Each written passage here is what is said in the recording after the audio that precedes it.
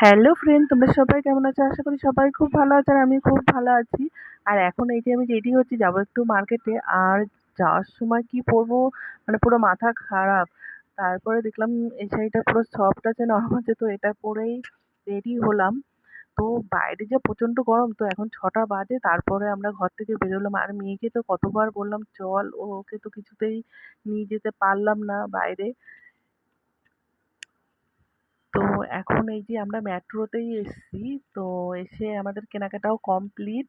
আর কি কিনেছি না কিনেছি সবটাই তোমাদের পরের ব্লগে জানাবো। আর কি জানো তো, এটা আমার নিজের টাকায় কেনা। আর নিজের টাকায় কিছু জিনিস, মানে নিজের টাকায় গুছিয়ে কিছু জিনিস কেনা, মানে আমার তো ভীষণ ভালো লাগে।